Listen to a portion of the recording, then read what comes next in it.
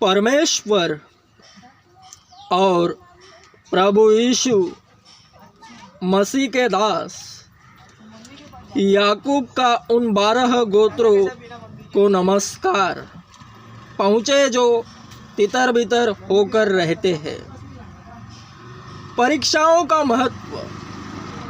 हे मेरे भाइयों, जब तुम विभिन्न परीक्षाओं का सामना करते हो तो इसे बड़े आनंद की बात समझो, यह जानते हुए कि तुम्हारे विश्वास के परखे जाने से धीरज उत्पन्न होता है।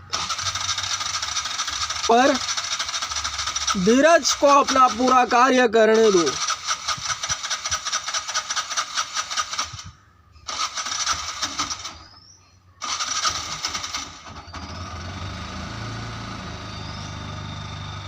परीक्षाओं का महत्व। हे मेरे भाइयों, जब तुम विभिन्न परीक्षाओं का सामना करते हो तो इसे बड़े आनंद की बात समझो, यह जानते हुए कि तुम्हारे विश्वास के परखे जाने से धीरज उत्पन्न होता है। पर धीरज को अपना पूरा कार्य करने दो कि तुम पूर्ण तथा सिद्ध हो जाओ, जिससे कि तुम में किसी बात की कमी न रहे।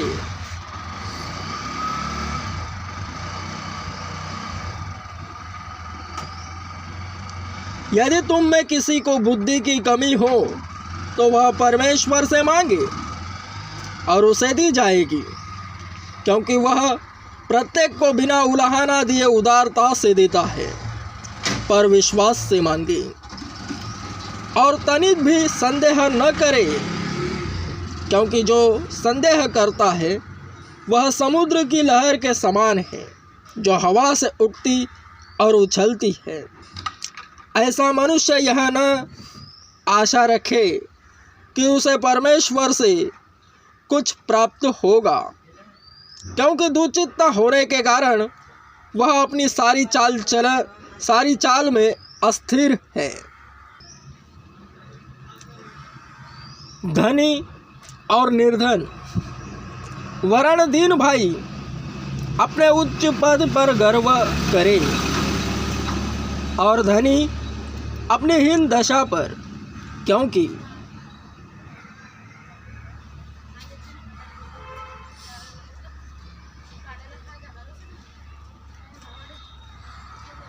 वह घास के फूल की भांति समाप्त हो जाएगा। सूर्य उदय होते ही कड़ी धूप पड़ती है और घास को सुखा देती है, उसका फूल झड़ जाता है और उसकी सुंदरता जाती रहती है। इसी प्रकार धनी भी धन के लिए परिश्रम करते हुए धूल में मिल जाएगा। धन्य है वह मनुष्य जो परीक्षा में स्थिर रहता है, क्योंकि खरा निकलकर वह जीवन के उस मुकुट को पाएगा, प्राप्त करेगा, जिसे प्रभु ने अपने प्रेम रखने वालों के दिन देने के लिए प्रतिज्ञा की है। कोई भी व्यक्ति परीक्षा के समय यह न कहे कि मेरी परीक्षा परमेश्वर की ओर से है, क्योंकि बुरी बातों से न परमेश्वर की परीक्षा की जा सकती है और न वह स्वयं किसी की परीक्षा करता है, परंतु प्रत्येक व्यक्ति अपनी ही अभिलाषा द्वारा खींचकर व फंसकर परीक्षा में पड़ता है। जब अभिलाषा गर्भवती होती है तो पाप को जनती है, और जब पाप हो जाता है तो मृत्यु को उत्पन्न करता है। मेरे प्रिय भाइयों, धोखा न खाओ। प्रत्येक अच्छी वस्तु और हर एक उत्तम दान तो ऊपर ही से है और ज्योतियों के पिता की ओर से मिलता है, जो कभी बदलता नहीं और न छाया के समान परिवर्तनशील है। उसने अपनी ही इच्छा से सत्य के वचन के द्वारा हमें जन्म दिया, जिससे हम उसके सृजे गए प्राणियों में मानो प्रथम फल हो।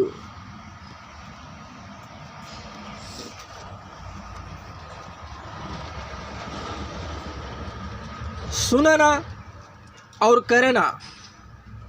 हे मेरे प्रिय भाइयों, यह तो तुम जानते ही हो। अतः प्रत्येक व्यक्ति सुनने के लिए तो तत्पर, बोलने में धीरजवंत और क्रोध में धीमा हो, क्योंकि मनुष्य का क्रोध परमेश्वर की धार्मिकता का निर्वाह नहीं कर सकता। इसलिए सारी मलिनता तथा समस्त दुष्टता को दूर करके उस वचन को नम्रतापूर्वक ग्रहण कर लो जो तुम में बोया गया है और जो तुम्हारे प्राणों को बचा सकता है। परंतु अपने आप को वचन पर चलने वाले प्रमाणित करो, न कि केवल सुनने वाले जो स्वयं को धोखा देते हैं। यदि कोई मनुष्य वचन का सुनने वाला हो और उस पर चलने वाला न हो, तो वह उस मनुष्य के समान है जो अपना प्राकृतिक मुख दर्पण में देखता है। जब वह अपने आप को देखकर चला जाता है तो तुरंत भूल जाता है कि मैं कैसा था।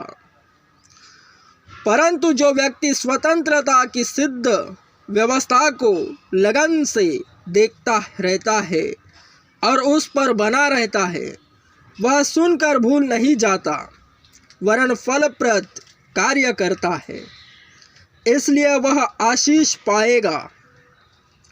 यदि कोई अपने आप को भक्त समझे और अपनी जीभ पर लगाम न लगाए पर अपने हृदय को धोखा दे, तो उसकी भक्ति व्यर्थ है। हमारे परमेश्वर और पिता के निकट शुद्ध और निर्मल भक्ति यह है कि अनाथों और विधवाओं की व्यथा में उनकी सुधि ले और अपने आप को संसार से निष्कलंक रखे।